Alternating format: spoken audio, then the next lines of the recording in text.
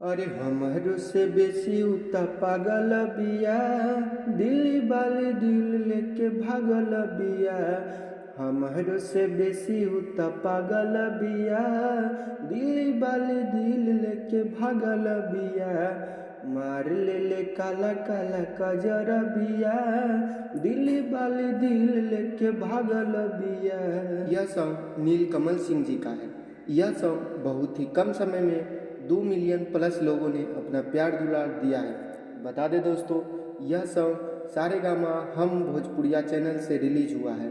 आप लोग एक बार इस सॉन्ग को जरूर सुने और अपना प्यार दुलार इस सॉन्ग को जरूर दें। बता दें दोस्तों, इस सॉन्ग को अपने हाथों से लिखने वाले राइटर रोशन सिंह विश्वास जी हैं और म्यूजिक डायरेक्टर प्रियांशु सिंह जी हैं। बता दें दोस्तों, आप लोग इस सॉन्ग को एक बार जरूर सुने और अपना प्यार दुलार इस सॉन्ग को जरूर दें। बता दें दोस्तों, इसी प्रकार से भोजपुरिया से रिलेटेड जानकारी पाने के लिए हमारे चैनल को सब्सक्राइब करें और नए नए वीडियो पाने के लिए हमारे चैनल से जुड़ें। धन्यवाद।